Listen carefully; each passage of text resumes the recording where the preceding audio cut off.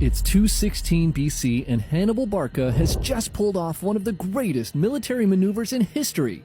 His forces had surrounded a Roman army twice their size and were now closing in to finish the job. A young military tribune named Scipio the Younger rejects his fate and fights his way through the envelopment. He breaks out with a few of his fellow soldiers and they ride as fast as they can away from the battlefield and towards the town of Canusium. The screams of their fellow Romans sound out behind him. The massacre had begun, and to this soundtrack of violence, Scipio closes his eyes and desperately tries to make sense of the battle. We had outnumbered Hannibal 2-1.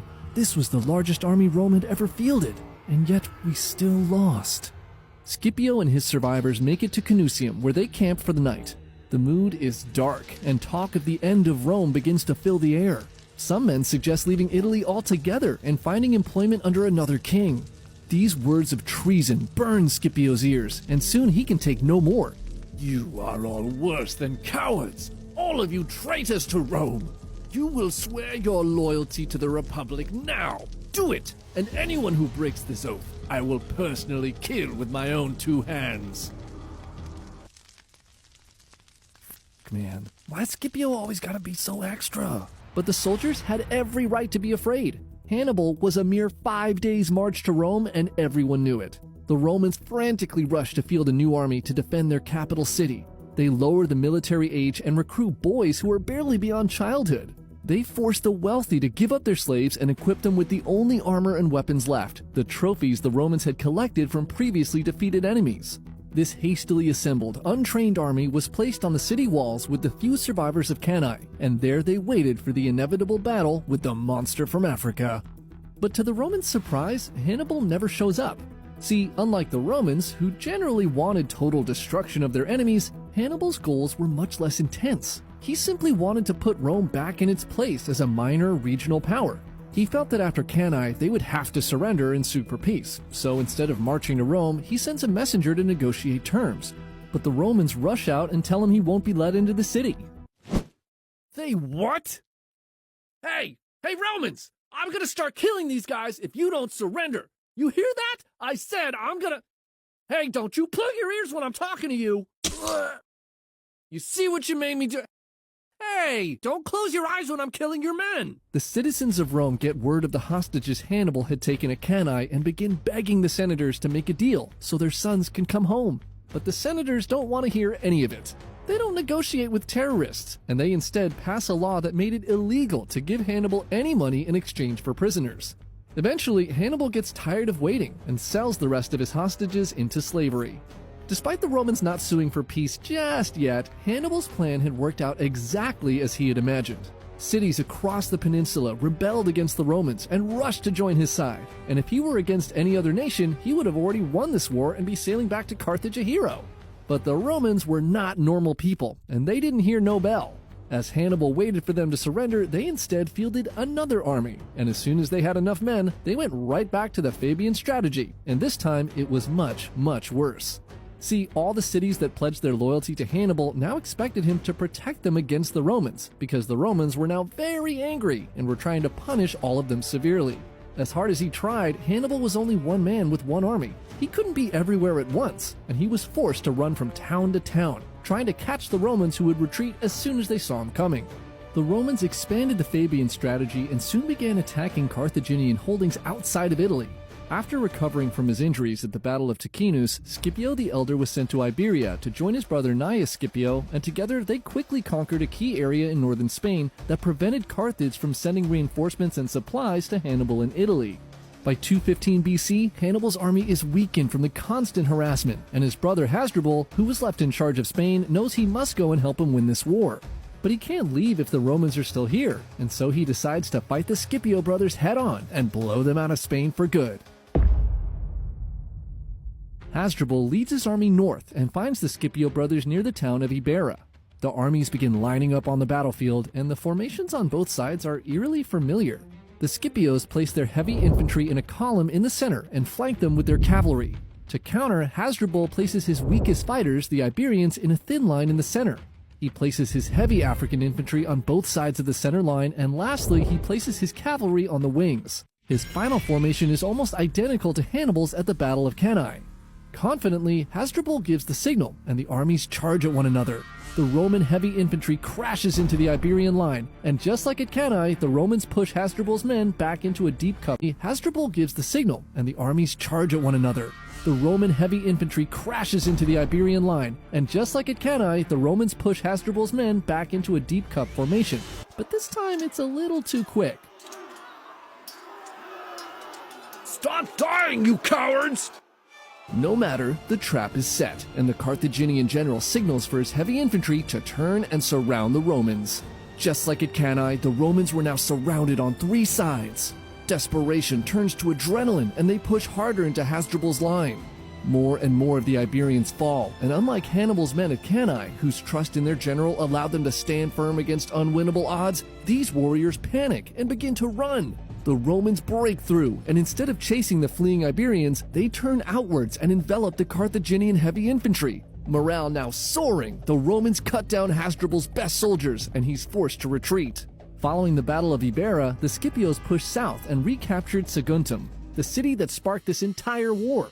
Their success in Spain continued, and by 211 BC, they had flipped the balance of power in the region. In response, Carthage sends Mago, Hannibal's other brother, and a general named Hasdrubal Gisco, a man whose name was literally the 2 most common names in Carthage, to help Hannibal Barca against the Scipio brothers. The 3 generals led their armies separately, and to the Scipios this was the perfect opportunity to finally claim all of Spain for Rome. The brothers recruit 20,000 more Iberian mercenaries, bringing their army up to 50,000 men. Now confident they can take out all 3 Carthaginian commanders, they march south to take them on. Scipio the Elder takes 2/3 of the army to take out Mago and Gisco, while Gnaeus takes the remaining army to challenge Hasdrubal directly. Gnaeus is the first to find his target and quickly sets up camp, confident he'll win. All right, boys, we got him right where we want him. You sure about that, bud? Oh, come on! Hasdrubal knew the Iberian mercenaries were loyal only to gold, so on the previous night, he'd bribed them to abandon the Romans, leaving Gnaeus with just a tiny army that now stood no chance against the Carthaginians. At the same time, Scipio the Elder finds himself surrounded by Iberians and the forces of the Numidian prince Massinissa, who were longtime allies of Carthage. In desperation, Scipio attempts an early morning surprise attack against the Iberians, but is ultimately killed in battle when Massinissa shows up. A few days later, Gnaeus also tries to escape Hasdrubal in the middle of the night, but his army is chased down and he is killed as well. With the Scipio brothers dead, Rome loses nearly all of the territory it had accumulated in Spain. It took 7 years to take them out, but finally Hasdrubal can march to Italy to help his brother win this war. He begins preparations for a trek across the Alps. But word of the deaths of the Scipio brothers reaches Rome, and Scipio the Younger is devastated upon hearing the news. His father and uncle were now the latest victims of this war with the Carthaginians, and his grief soon turns into an unquenchable thirst for revenge. The Senate soon asks for volunteers to resume the Spanish campaign, and Scipio the Younger is the only volunteer. At just 24 years old, he doesn't meet the age requirements for this position, but he demands the assignment. Unlike other Roman generals who were seeking fame and glory, this fight for Scipio was personal. The Barcas had not only brought Rome to its knees, they had also killed his family, and they needed to pay.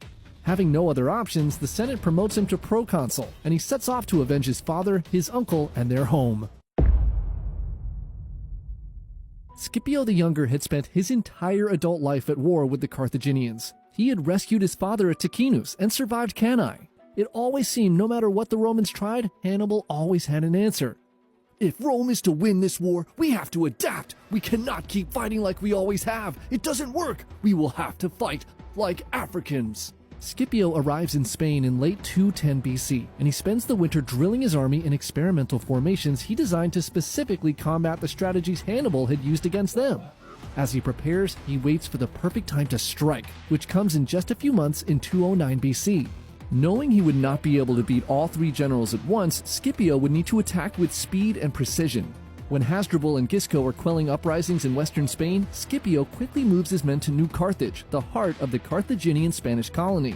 The city was considered unconquerable as it was surrounded by water on 3 sides, but the time for payback had come, and Scipio and his army captured it in just 1 day. In New Carthage, Scipio releases the hostages the Carthaginians were using to keep the local tribes loyal. Just like the Celts saw Hannibal in northern Italy, many of these Spanish tribes begin to see Scipio and the Romans as liberators, and they begin to rush to his side. The following year, Scipio leads his army in an attack against Hasdrubal, who had set up camp on a well-defended hill. Seeing the Romans approaching, Hasdrubal deploys his javelin throwers and slingsmen on the first plateau. While holding his heavy infantry in camp on the second plateau. Concerned with the potential of Carthaginian reinforcements, Scipio quickly orders an attack. His skirmishers rush up the mountain and are immediately pelted with stones and javelins from the defenders on the hill. The sounds of bones breaking and screams of pain fill the air as the Romans continue their forward charge. They make it to the first plateau, and they begin cutting down Hasdrubal's now defenseless skirmishers. While the Carthaginians are focused on his men on the first plateau, Scipio sneaks half of his remaining army up the left of the hill and sends his general Laelius with the remaining men up the right. Oblivious to Scipio's movements, Hasdrubal confidently begins deploying his main army from camp to counter the small force of Romans in front of him. Alright, boys, we got him right where we... What's that sound? Scipio! Sandwich! Scipio and Laelius had successfully scaled the sides of the hill undetected and were now crashing into Hasdrubal's men from both sides, a tactic which would soon become Scipio's trademark. Nearly surrounded, Hasdrubal pulls his elite soldiers from camp and retreats down the hill. He's only able to escape because the Romans decide to loot his supplies rather than chase him. Sensing the tides of war shifting, Carthage orders Hasdrubal to cross the Alps now and join Hannibal in Italy immediately. They need to end this war quickly before it's too late, and 2 Barcas in Italy may seal the deal. So in 207 BC, Hasdrubal takes 30,000 men across the Alps on the exact same path Hannibal had used 11 years earlier. He makes it through to the other side and sends a messenger to coordinate a rendezvous point with Hannibal, and this was Hasdrubal's final mistake. The messenger's captured, and now knowing exactly which route Hasdrubal is taking into Italy, both consuls bring their armies to stop him near the Metauro River. The exhausted Carthaginian army is forced into battle and is completely destroyed. Hasdrubal watches the last of his line fall and realizes that all hope is lost. He gathers the last of his men and personally leads a charge directly into the Roman front line. Days later, as Hannibal impatiently waits for his brother's arrival, Roman soldiers ride to his camp and toss Hasdrubal's severed head over the walls. Hannibal stares down at his brother's lifeless face and says, "There lies the fate of Carthage." By 206 BC, the Carthaginians in Spain had suffered a string of defeats at the hands of Scipio the Younger. Mago and Hasdrubal Gisco find themselves on the ropes as more and more of the Iberian tribes that had once fought for Carthage had changed sides and were now supporting the Romans in this war. Desperate to stop this seemingly unstoppable Roman general, Mago and Gisco join forces and field an army of 74,000 men. They now vastly outnumber the Romans and begin to try to force a final decisive battle with Scipio. In spring of 206 BC, the two armies cross paths near a town called Ilipa. The battle for total control of Spain is inevitable, and knowing this, both the Romans and the Carthaginians quickly set up camp. In the morning, Scipio marches his men onto the battlefield. He positions them in the standard Roman formation, skilled heavy infantry in the center, weaker Spanish allies on both sides, and finally his cavalry on the wings. Mago and Gisco observe the Roman troop placement and position their army in an identical fashion to match. They'll go toe-to-toe, and with the larger army, they're sure to win. The stage is set, and the warriors stare out at their enemy anxiously awaiting the command to fight.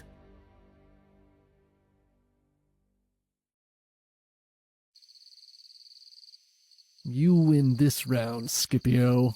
The two armies stand and stare at each other for the whole day, neither side willing to make the first move. The next morning, they line up again, and the same thing happens again. And again. And soon the Carthaginians stop checking the Roman formation before lining up their own men. And this was exactly what Scipio was waiting for. Early in the morning, before the sun had risen, Scipio wakes his men and has them prepare for battle. He sends his cavalry out to harass the Carthaginian camp before the sun rises. Thinking it's finally showtime, Mago and Gisco rush to wake their army and begin positioning their tired and hungry men out on the battlefield. The generals finalize their preparations and confidently turn to fight, but they are horrified by what they see. Instead of the standard Roman formation they'd expected, Scipio had completely changed the positioning of his army. His strongest fighters were now directly across from their Iberian allies, the weakest part of their army. Velites were placed directly counter to their war elephants, and the Roman Spanish allies, the weakest part of Scipio's army, were now standing directly across the strongest part of the Carthaginian line. Scipio orders an attack, and Gisco and Mago cannot believe their eyes as they watch the Roman heavy infantry march directly towards their weakest troops. It's too late to try to rearrange everyone. The battle's begun, and all they can do now is hope for the best. As the Romans close in on the Carthaginian line, Scipio gives a signal, and his heavy infantry suddenly turn and begin running outwards, stretching the Roman line. Scipio's men move with unfathomable precision. What are they do? Whoa, wait, what's that sound? Scipio! Savage! The Roman line is now so long it wrapped around the weakest parts of Gisco's army, completely pinning them in place with nowhere to run. The Roman Velites rush forward and begin blowing their trumpets, startling the war elephants. They hurl their javelins, and the beasts turn and begin to trample through the Carthaginian army, causing even more chaos. Gisco's Spanish allies on the wings are no match for the Roman legionaries, and it's a massacre. Help us, guys, please! We can't! They're walking forward! Scipio had instructed his weak Iberian center to slowly advance. The constant threat of the approaching enemy froze Gisco's best troops, and afraid of being charged the second they turn to help, they do nothing as their allies are slaughtered right next to them. Gisco's wings are the first to break, and they begin to run. Scipio's cavalry and elite heavy infantry push inwards towards the African infantry, and realizing the day is lost, Gisco gives the order for the remnants of his army to retreat.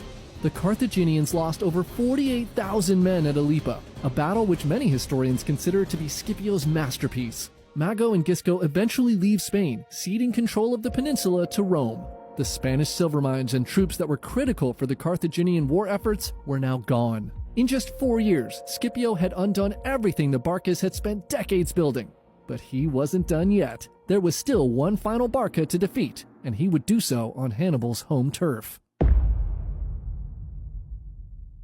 Scipio returns to Rome a conqueror and a hero. Though he's only 30 and still underage, he's elected to consul in 205 BC in a landslide. His victories in Spain had also impressed the Numidian king Massinissa, who had fought alongside the Barcas in many of their most pivotal battles. Sensing the Romans with Scipio in command may be the ultimate winners of this war, he changes allegiances, and now for the first time, the Romans have elite Numidian cavalry of their own. The Roman Senate asks Scipio what his plans are as consul, and he is very clear right from the start. He wants to go to Africa and strike Carthage itself. The senators are shocked and do not like this idea one bit. Fabius Maximus in particular loudly objects. His strategy is working, Hannibal's getting weaker, but Scipio is adamant. This is the best way to bring an end to this war and secure victory for Rome. The senators hem and haw and eventually give him command of Sicily with the understanding that he will probably eventually do what he wants anyway and will probably use the island as a staging ground for his invasion. Scipio moves to Sicily and begins recruiting a volunteer army to attack Carthage. The news quickly spreads throughout Rome, and the consul's words stir a particular type of Roman to action. The disgraced survivors of Cannae, who had suffered as second-class citizens for over a decade, begin making their way from across the Republic to Sicily. They had been branded as cowards and lived as outcasts from society. Now, Scipio had given them one last chance to restore their honor. They flood onto the island, and within a year, Scipio had amassed and trained an army of 30,000 men. The time had come, and in 204 BC, he begins his invasion. Scipio lands in Africa, and his forces are quickly joined by Massinissa and his men. They set up camp just 25 miles from Carthage and immediately begin a siege of the port city of Utica. Scipio's presence in the area sends Carthage into a full-blown panic, and they order Hasdrubal Gisco and their Numidian ally Syphax to confront the Romans. They quickly set up camp, and Syphax tries to broker a peace deal as a third party. He invites the Romans to his camp to negotiate, and Scipio uses these talks as an opportunity to scout the enemy. His spies mark the locations of every exit, and they notice that the camps are made entirely of highly flammable wood, and this intel gives Scipio an idea. In the middle of the night, he sends Massinissa and his men to Syphax's camp, and they begin to set the huts on fire. The dry wood and the gusting winds quickly stoke the flames, and soon the entire camp is a raging inferno. The Numidians, assuming the fire was started by accident, begin rushing for the exits without their weapons and armor. But as they exit the camp, they're greeted by Massinissa and his forces, fully armed and waiting with bad intentions. The Numidian king gives the signal, and the massacre begins. The Carthaginians are awakened by the chaos nearby, and they rush out with supplies to help fight the fire. As they run to their exits, they find Scipio and his men. They set the Carthaginian camp on fire as well, and the Romans slaughter everyone who attempts to flee. In the chaos, the survivors of Cannae cannot hold back their tears. Their long-awaited redemption was finally here. Overcome with emotion, they mercilessly tear into the Carthaginians. Hasdrubal, Gisco, and Syphax managed to escape, but in a single night, Scipio had destroyed almost their entire army of 50,000 men. The Carthaginians quickly raised another army of 30,000 men to fight Scipio. This time, they'll take him on in the day on equal foot. Scipio Savage! But he quickly destroyed them again using his patented Scipio sandwich. Following the battle, Massinissa captures Syphax and he becomes the king of all the Numidians. With hope flickering and left completely out of options, Carthage recalls Hannibal home. Hannibal receives the orders to return to Africa and he is devastated. He realizes that leaving Italy would mean throwing away everything he'd worked so hard to achieve over the past 15 years. He was this close to toppling Rome, but despite his brilliance and complete domination on the battlefield, Carthage was now on the brink of collapse. Without Carthage, there is nothing left to fight for, and so he quietly gathers his men and sails home. In 203 BC, Hannibal steps foot on African soil for the first time in 34 years. Growing up in Spain and spending most of his adult life fighting in Italy, he finds his home to be the most alien land he's ever seen. So much so that instead of returning to the city, he sets up camp outside of Carthage. The Senate gives him every last soldier and war elephant they have, and Hannibal takes this army and marches out to confront Scipio in a final battle with everything on the line. The armies of the two greatest generals of the era meet on a plain near the town of Zama. Scipio and Hannibal ride out to the middle of the battlefield with their interpreters, and for the first time, they stand face to face. The now 45-year-old Hannibal stares at his much younger opponent, and through his interpreter, he warns Scipio that fortune is a mistress not to be trusted. 10 years ago, I had brought Rome to her knees, but now look at me, an old man asking for peace. Just as fortune has done to me, she may do to you tomorrow. If we go to battle and I win, you will lose everything you've worked for, just as I have. Make peace now, take your win, and go home a hero. Nah, you guys are fucking dicks! I'm kicking your ass tomorrow! And so, the stage is set for the most epic battle of the era. The legendary champion of Carthage versus the undefeated challenger from Rome for the fate of the ancient world. Hannibal begins by placing his 80 war elephants on the front line. Behind them, he creates 3 lines of infantry. The first line was made up of Celtic allies and mercenaries from Italy. His second line, his new Carthaginian recruits, and his third line was made up entirely of elite veterans who had fought by his side for the past 15 years. On his flanks, he places his limited cavalry. Scipio, observing Hannibal's formation, positions his army to counter. He arranges his 3 lines in the standard Roman way, with the least experienced troops up front and the most experienced troops in the rear, but he makes one major adjustment.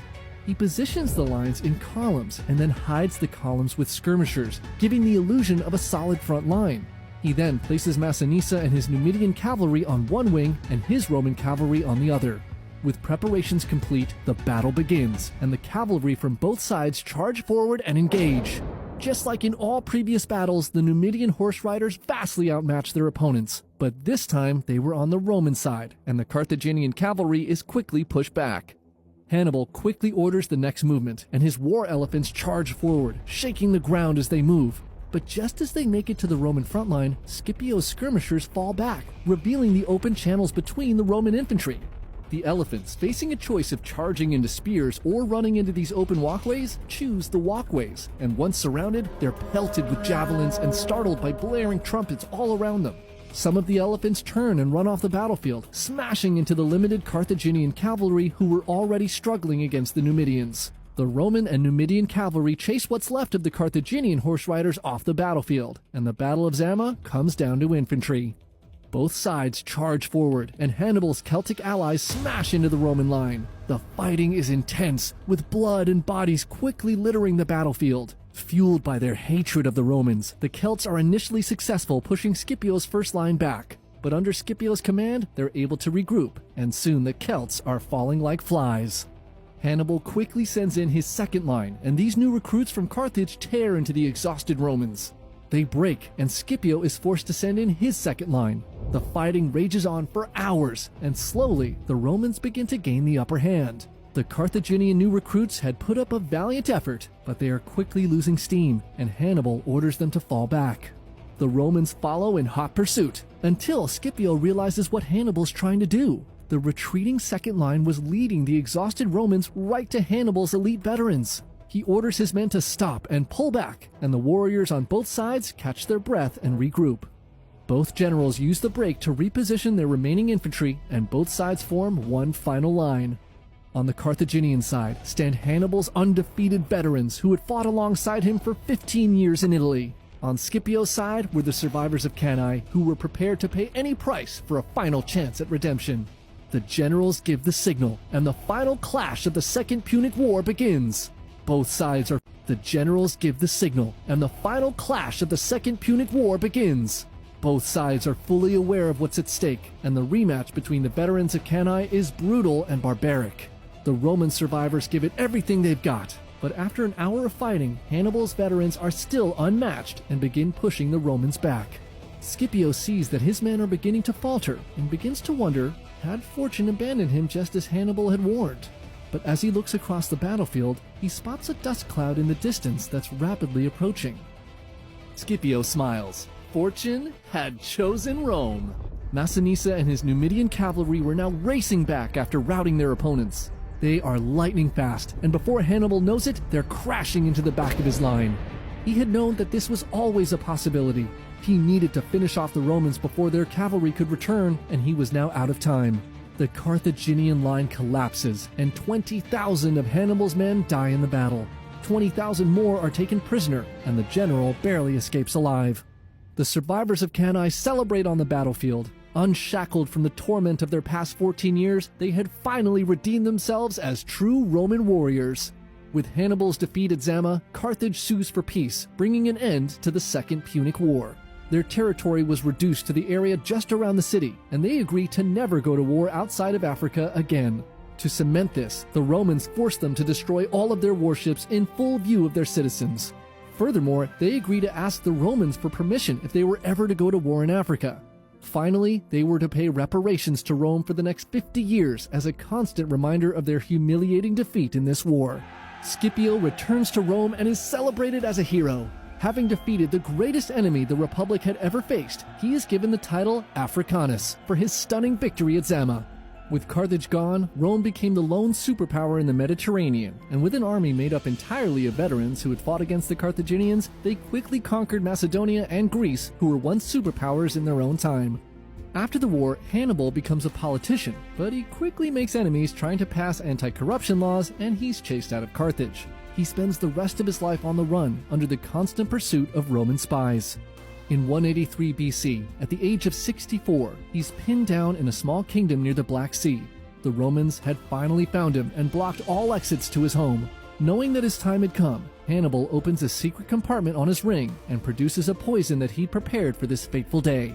He turns to his servant and says, "Let us ease the Romans of their continual dread and care, who think it long and tedious to await the death of a hated old man." With his last words said, he drinks. The same year, Scipio Africanus also dies in exile, a bitter man who had been accused of corruption by jealous Roman senators. He orders a message to be inscribed on his tomb. "Ungrateful fatherland, you will not even have my bones." Now, ending this story here is kind of a bummer, considering everybody kind of dies unhappily in the end and all, but it actually gets way, way darker from here. The Carthaginians had lost the war, but were still stone-cold capitalists, and despite Rome's best efforts to bury them in debt, they quickly go back to what they're good at and start making money again. So much so that within 10 years, they have enough to pay back the entire reparation and hit up the Romans offering to do so. The Romans say the point was to suffer for 50 years, and so the Carthaginians shrug and stick to the plan and easily pay off their debt as scheduled in 151 BC. Meanwhile, Massinissa, the Numidian king who had switched sides in the Second Punic War, began expanding his territory into what was left of Carthage. The Carthaginians, who had agreed to ask the Romans for permission to go to war, called for a delegation to discuss their Numidian problem. So in 153 BC, a Roman senator named Cato, a veteran of the Second Punic War now in his 70s, visits Carthage with this delegation. Expecting to see a war-torn, impoverished country, he's shocked to find one that's vibrant and extremely wealthy. Shaken by the idea that Carthage had become this powerful again, he begins ending every speech that he gives in the Senate with the words, "I am of the opinion that Carthage must be destroyed." After one of these speeches, he casually drops a large fig from his toga. He picks it up, holds it high so everyone can see it, and says, "This fig came from but 3 days away." Instantly, everyone in the Senate understands what this means. This large fig came from Carthage, and this freaks out half of the senators. They realized that a Carthage that was this wealthy, that could produce figs of this size, could easily raise an army to threaten Rome again. Meanwhile, the other half of the Senate saw the same fig as an opportunity to capture a rich and fertile land that was only 3 days away. Cato's plan worked perfectly, and the Senate decided it was now time to conquer Carthage once and for all. And the Numidians gave them the perfect opportunity to do just that. The Romans refused to help mediate Massiniss's encroachments into Carthaginian lands, and eventually Carthage raises an army and declares war on the Numidians in self-defense. This broke the peace treaty that they'd signed in the Second Punic War, and this was exactly what they're high so everyone can see it and says, "This fig came from but 3 days away." Instantly, everyone in the Senate understands what this means. This large fig came from Carthage, and this freaks out half of the senators. They realized that a Carthage that was this wealthy, that could produce figs of this size, could easily raise an army to threaten Rome again. Meanwhile, the other half of the Senate saw the same fig as an opportunity to capture a rich and fertile land that was only 3 days away. Cato's plan worked perfectly, and the Senate decided it was now time to conquer Carthage once and for all. And the Numidians gave them the perfect opportunity to do just that. The Romans refused to help mediate Massiniss's encroachments into Carthaginian lands, and eventually Carthage raises an army and declares war on the Numidians in self-defense. This broke the peace treaty that they'd signed in the Second Punic War, and this was exactly what the Romans were waiting for. They send a delegation to Carthage and inform the Senate that they'd broken their deal, and thus were now at war with Rome again. The Carthaginians are stunned. They'd done everything the Romans had asked for, and they quickly begin pleading for an off-ramp. The Romans at first seem to act earnestly and demand that 300 children of nobility be handed over as punishment for breaking their deal. The Carthaginians asked the Romans to guarantee the safety of their children, but they refused to make such promises. Left with no choice, they reluctantly hand over their sons and daughters. The mothers of the hostages cry out as their children are ripped from their arms. Some women cling to the ankles of the soldiers who carry the children onto the ships. Others scream to the gods while ripping their hair out in anguish. As the Romans sail away, some mothers jump into the ocean, hopelessly trying to swim next to the ships. They watch with tears in their eyes as their loved ones disappear forever over the horizon. The sacrifice was great, but saving Carthage was worth any price. But the Romans did not stop there. Next, they demanded that the Carthaginians give up all their weapons and armor. Feeling again they had no choice, they submit to the Roman demands and turn over 200,000 pieces of armor, their catapults, and every weapon in the city. The Carthaginian ambassadors then ask again if this was enough, and to their horror, the Romans say no. They then say the Carthaginians must abandon the city of Carthage and move 10 miles inland away from the sea. When the ambassadors argue that this violates the treaty they'd signed to let them keep their city, the Romans explain that they believe the people of Carthage are actually what they meant when they said Carthage, not the city itself. The Carthaginians finally realized that trusting the Romans was a grave mistake. They had not come here for peace, and the decision to destroy Carthage had already been made long ago. They had given up their children and their weapons for nothing. The ambassadors cry out to the gods, realizing their error. They beg and plead with the Romans not to do what they planned to do, saying again and again that they had given them everything they'd asked for. But their requests fall on deaf ears. The defeated ambassadors return to Carthage, and upon delivering the news, the Senate erupts into chaos. The screams within the Senate chamber reach the citizens who were eagerly listening outside for news, and they begin to storm into the building in an uncontrolled rage. The senators who had advocated for giving up the children were killed first, followed by the senators who advocated giving up the weapons. Finally, the ambassadors who delivered the news were stoned and dragged through the city. With nothing left to lose, Carthage declares war on Rome, and the city falls into a state of total war. Slaves are free to join the army, and every man and woman works tirelessly day and night to craft new weapons and armor for every soldier available. Things were so desperate that the women shaved their heads to create ropes of human hair to construct new catapults. And so, in 149 BC, the Romans began their siege of Carthage. The defenders fighting for survival met them with unexpected ferocity, and they managed to hold the Romans back for 2 years. But in 147 BC, a consul with a familiar name is elected to power, and he's sent to Africa to finish the job. This consul's name was Scipio Aemilianus, the adopted son of Scipio Africanus. Scipio lives up to his family name, and within a year he's broken through the Carthaginian defenses. He orders for the total destruction of the city, and all who resist are slaughtered in the streets. Of the 400,000 inhabitants, only 50,000 Carthaginians survived the massacre, and they're all sold into slavery. As they're carted away, the once proud civilization of Carthage is wiped from history. The Romans complete the destruction by marching through the streets, setting the remaining buildings on fire. From a distance, Scipio stands with the historian Polybius, and together they watch the conflagration engulfing the once great city of Carthage. Polybius turns to Scipio to congratulate him, but he's surprised to see the general crying uncontrollably. Polybius asks Scipio why he's crying after such a victory, and he replies, "A glorious moment, Polybius, but I have a dread foreboding that someday the same doom will be pronounced upon my own country." Scipio then recites a passage from the Iliad where Hector foresees the fall of Troy. "A day will come when sacred Troy shall perish, and Priam and his people shall be slain." Nothing lasts forever, and Scipio knew that one day even his beloved Rome would join Carthage as just a chapter in history.